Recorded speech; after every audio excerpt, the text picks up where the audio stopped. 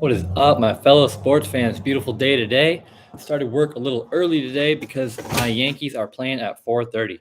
Got rocking the Seattle hat in solidarity of the Mariners because we hope they take down the cheaters. Big shout out to the Astros and Dodgers. Love you guys because the Yankees are not the evil team anymore. Dodgers have a bigger payroll and the Astros are dirty cheaters. So, um, unfortunately, in the Astros' defense, I saw some cool stat about like how teams were assembled and like whether they traded or signed as a free agent or they were homegrown. Turns out the Astros are the most homegrown team in the playoffs. Not only are they the best team, but they did it like the fair way. So shout out to the Astros for that. But they're still dirty, rotten cheaters, and we all want them to lose. No offense, Dusty Baker. We all want you to win, but it'd be cool if you could win without them winning. But no. So very exciting times. Yankees are going up against the Guardians tonight. Huge advantage for us. We've got Jarrett Cole versus Cal Quantrill. I personally would have gone on Nestor Cortez, not as a slap in the face of Jarrett Cole, not because Nestor Cortez is better, but just because of the breakdown of this series.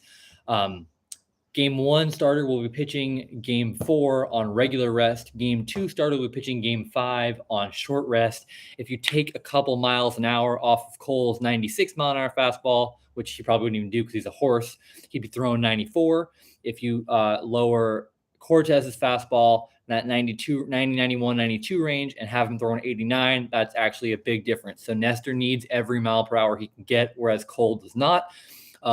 Some people are also scared that Cole could blow up and chokes under pressure, even though he does have pretty decent playoff stats. That being said, part of those are from 2020 when there were no fans, so there's not as much pressure there. But I mean, it is still a playoff game. He did shove in the playoffs. But so yeah, if you're worried that Cole could blow up, Nestor's a safe choice. He doesn't have that 8 innings, 14 Ks potential that Cole has, but you don't need that. If you go 6 innings, 2 runs, we're probably going to win with our offense, especially against a weaker Quantrill.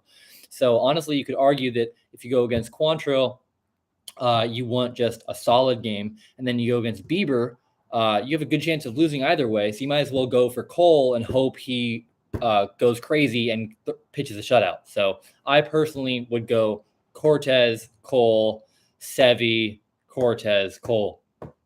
Or you could even go crazy and go Sevy in Game 1. But that would be really crazy. But I love that guy. He was so good in his last start. Anyways, what I really wanted to talk about was the roster construction. So the Aroldis drama is nuts. Takes some pressure off of the Yankees because people were saying that he wasn't going to make the roster anyways, which seems crazy to me because Tim Locastro and Marwin Gonzalez made the roster. Tim Locastro and Marwin Gonzalez. Marwin does have a lot of versatility, which is really cool. He can play a ton of different positions. You know who else can? Both those two rookies. So can Kiner Falefa, dude used to catch. So I don't really want Marwin Gonzalez, even though he's a switch hitter, and his 576 OPS playing for us. Locastro is super fast. Respect that. But Peraza was left off the roster, and he had 30 steals in the minors this year. So I'm like livid that Peraza didn't make it. And I know LeMahieu didn't make it because they're worried about his wrist and he's not up to full strength. I'm pretty sure not full strength DJ LeMahieu is still better than Marwin Gonzalez. Plus, you do have to factor in the fact that they're there and their presence. And LeMahieu has like been a leader on this team for a while. So I think LeMahieu brings a lot more to the team in any way, shape, and form than Marwin Gonzalez does. And I do understand Locastro being a good defensive outfielder and speedster. But again, we have Peraza, who hit 306 with an 850 OPS. I know it was only in 57 plate appearances, but he stole 30 bags in the minors, stole 2 in the pros without getting caught. And Locastro's 8 steals and getting caught twice isn't like a whole different level. So very upset about that. So yeah, if it's up to me, clearly Peraza goes in for one of them. In my opinion, it would be Marwin. And then I also wouldn't put Locastro on the team because you could have Peraza be the pinch runner. And there's probably some pitcher. Like you can have a pitch run. One of those dudes is probably fast. Like, come on now. Mike Hampton used to pinch hit. Like, if you look at all the pitchers, who's athletic, it's just actually no, they're all pretty big dudes. I don't think any of those guys can pinch run. But Yeah, so the here's let's take a look at the roster we're actually rolling out. It's pretty sensical. So our starters are Jarrett Cole, Nestor, Sevi, and then Jameson Talion is, or Tyone, whatever the hell his name is I think it's Tyone. Is I watch games all the time, but it's Tyone. um, so yeah, Tyone could be long relief. He also throws like 95, 96. You put him in short relief, you can probably pump it up to 97, 98. Also have Domingo Herman in a similar situation. Extra inning game, both of those can be dragged out. As you saw, Cleveland went 15 the other day, so they have a bunch of really good relievers. If we get into a long game, it's nice knowing we have those guys. Clay Holmes has been struggling, but he's doing well. Or I have faith in him. Lois Sega's been lights out again. Love that dude. Lucas Luke's been good all year. Wandy Peralta's been good. Clark Schmidt has been lights out. I don't know why he's been up and down through the minors. And then Lou Trevino has been really, really good since he came over from the A's. So our bullpen hasn't been like solid all year. It's not like we know who's been that guy or the same guy has been producing. But if you actually look at their numbers and how they've done well, and it's solid. It's not a huge strength of our team, but every part of our team is above average. Cole, Nestor, and Severino are filthy. You can match up with anyone. And then Loa Siga and Clay Holmes are elite. Lukey's been good. Trevino's been amazing for us. 6'5" dude throws 95 with a hard slider. Clark Schmidt's been great. And Wandy and Lukey are good lefties. So not bad there. Only position we're below average is our catchers, but Jose Trevino, for the course of the year, is actually an all-star, was above average. He has tailed off greatly. He's still a good defensive catcher, but he struggled to hit for the past couple months. That being said, Higashioka hit over 300, I think like 350 in his last 45 games. So he actually could see some more playing time. But again, neither one of them, if they do anything, that's fine because they're both good defensive catchers and the whole rest of the team hits. So, the real news here is our infield with IKF not only starting, but displacing Peraza, Marwin making it, and DJ LeMahieu being left off the roster. Again, I believe that both Locastro, so I would absolutely remove Locastro and Marwin, absolutely put in Peraza, and then maybe a pitcher like Greg Weissert. He has a slider that moves like 20 inches horizontally. If you make a pitching ninja at any point, you're doing something awesome. You probably have a spot on the team. Like he could do mop-up duty. He also could come in and face a free swinging righty. Like you have some free, like who was that guy on the Cardinals? No, Castellanos. Castellanos was super good a couple years ago, and then now he's got the highest chase rate in the league this year. He's just swinging at everything. So you put someone like Weissert out against him, throw those frisbee sliders, and you could have actually a decent hitter not having a fun at bat. And then there's the talk about defensive replacements, like LeCastro coming as a defensive replacement. Marwin has the defensive versatility. But if you look at our team, Rizzo, great hitter, great fielder. Glybar, above average fielder, great hitter. Or at second, he's an awful shortstop, but above average second baseman, great hitter. IKF, literally in there for his defense. And Donaldson, veteran hitter, has been hot of late, lots of clutch hits, and a great defender.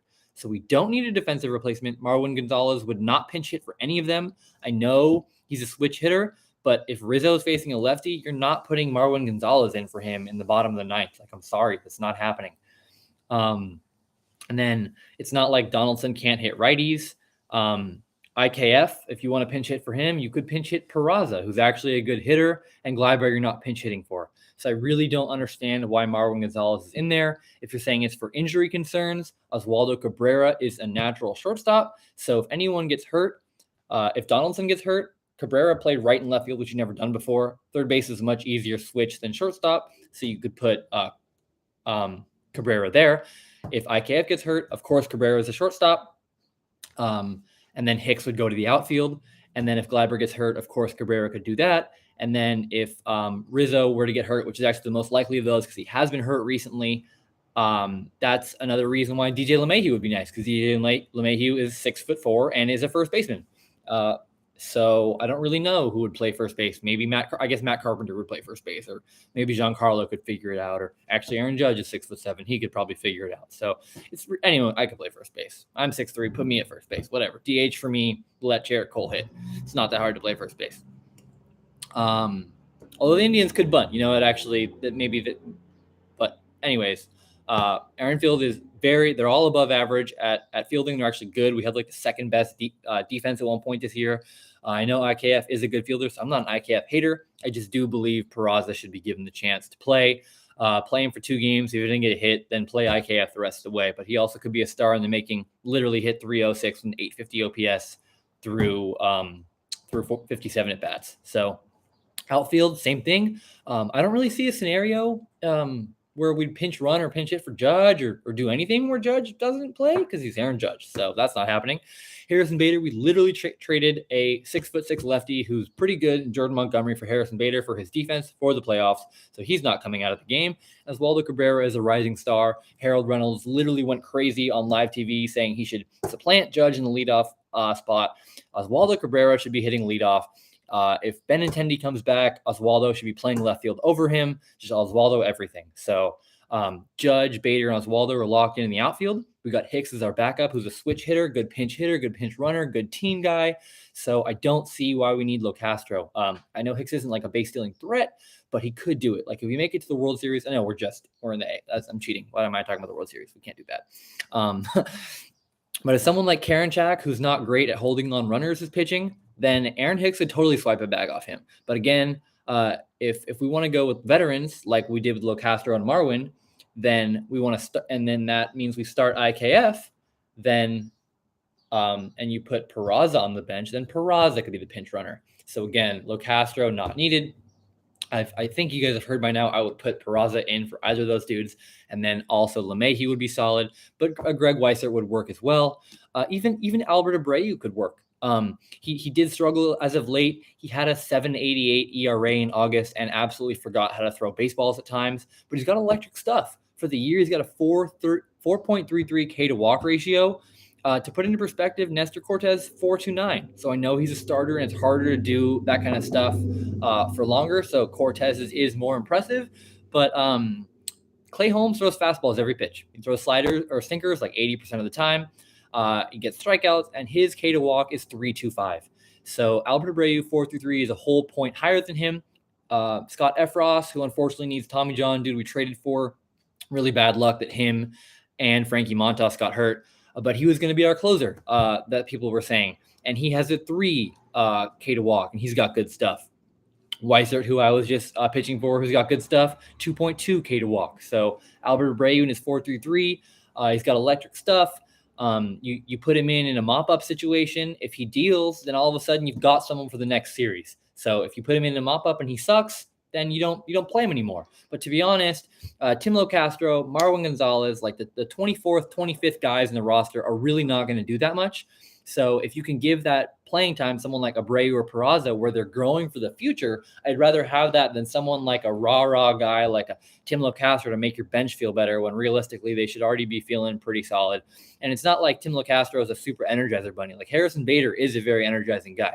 I wasn't big on the trade when we did Jordan Montgomery for Bader. I thought that was dumb. 6'6" lefty. I'm into that. If you talk about people losing a couple ticks off their fastball, CC Sabathia did that. He developed a cutter. He dealt. So I saw Jordan Montgomery as a guy who could age with the team really well. So that hurt me. But then we get Bader. Turns out he's from New York, grew up a Yankees fan, and he's just an electric dude. He's fun. Even without the hair, he still provides a spark. So I'm actually very big on that. And now our outfield's awesome.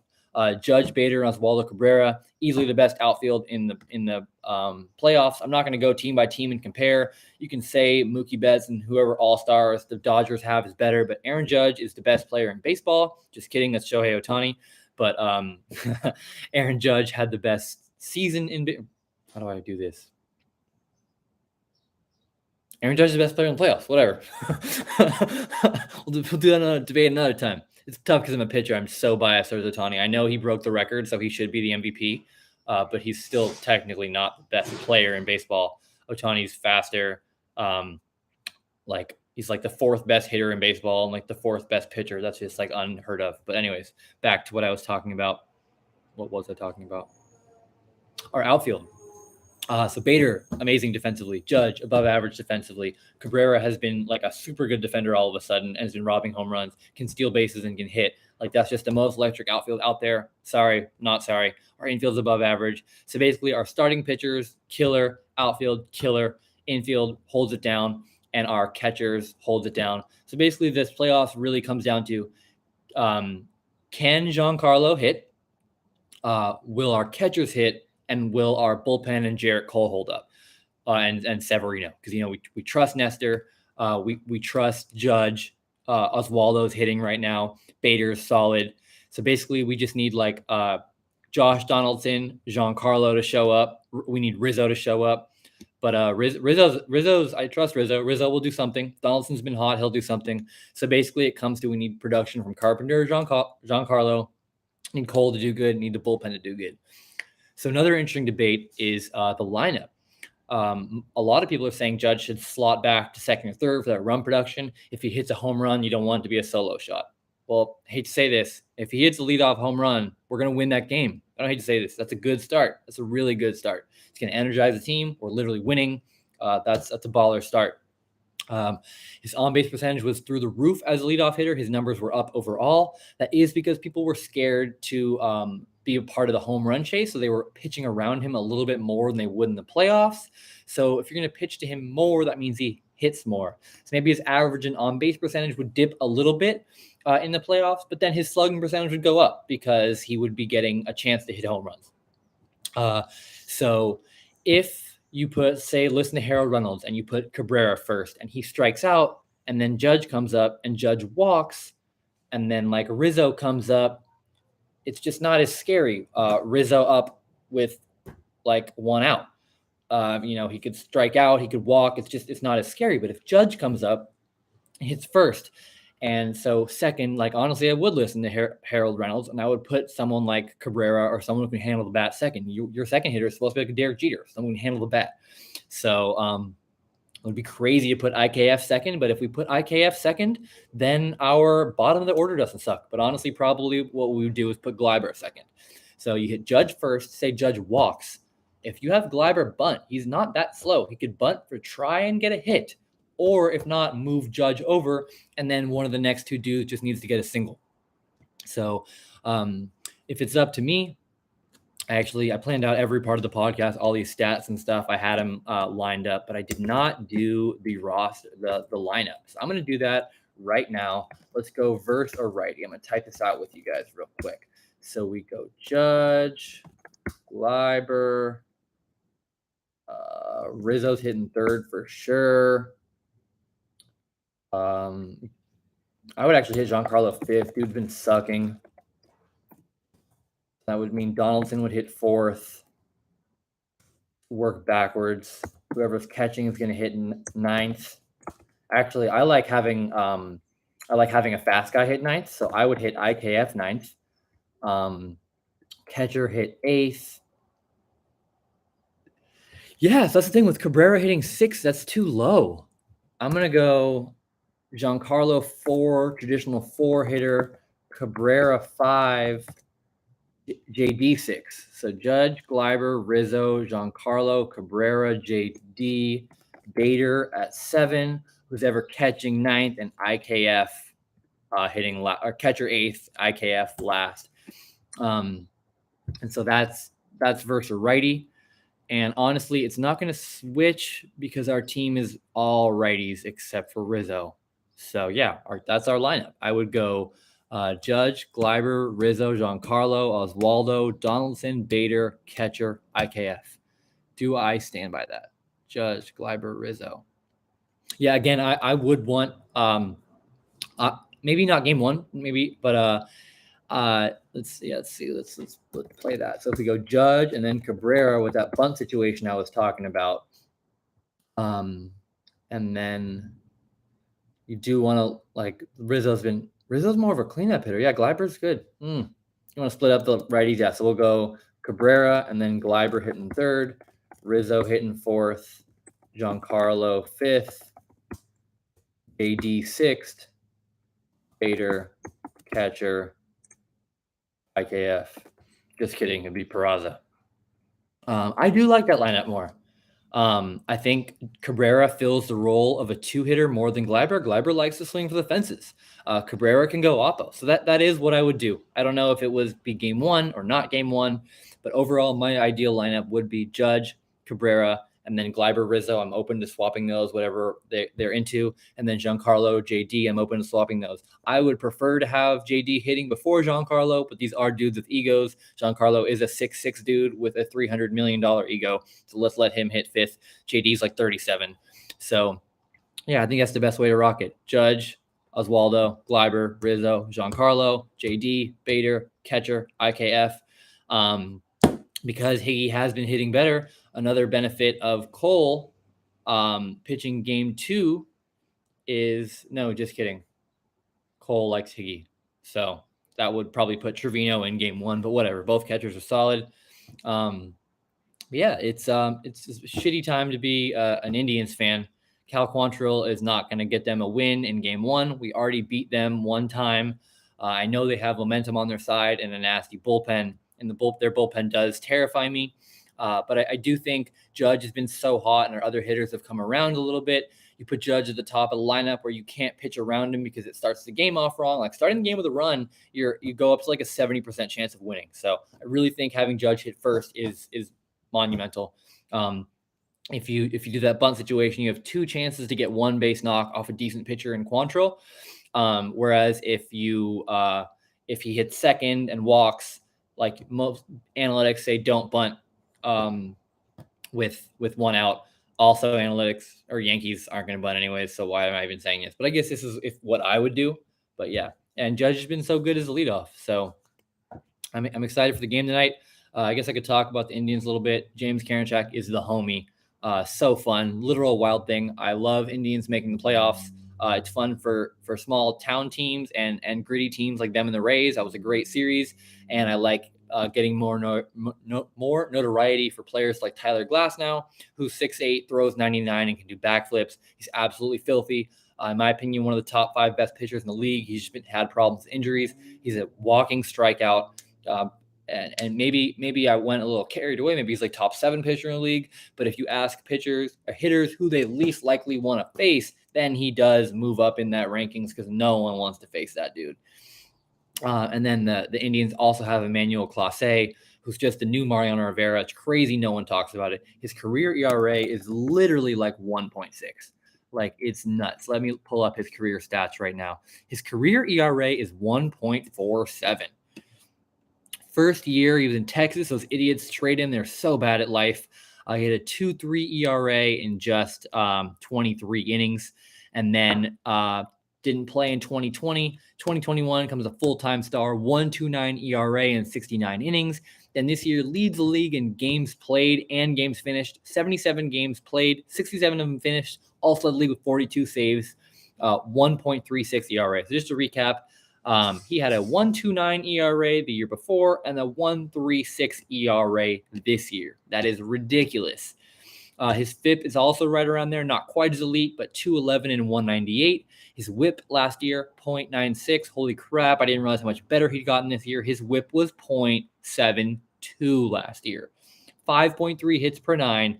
That is literal Mariano Rivera stuff. I don't know how he's only rookie of the year 5 last year. That's ridiculous. He had a 4.6 K to walk rate last year and a 7.7 K to walk rate last year. So that dude is absolute unit. And they've got 6'6" Sam Hentges coming in, throwing 3 perfect innings with 6 Ks the other day. Just Eli Morgan, just all these dudes coming out of nowhere. Unfortunately for them, unfortunately for us, Nick Sandlin, a little sidewinder, had some right elbow impingement. So I don't even know. I didn't check the roster. I'm not scared. Like, why would I? It's like a rich people don't look at price tags. I'm not looking at the roster. We're going to win, whatever. But unfortunately for him and them, he may not be able to play. And a righty sidewinder is the kind of person who would mow down our righty dominant lineup. Actually, Clase, we're not as bad because a righty with a cutter does exceptionally well, like holds up well against lefties. He's pretty even. He doesn't really dominate righties more than lefties. I haven't looked up his splits. I don't know that's true, but I just kind of know he dominates everyone. So I don't know why I'm saying we're not scared. We're not especially vulnerable to Clase. Everyone is, but we are especially vulnerable to Karinchak. Let's see what those splits say.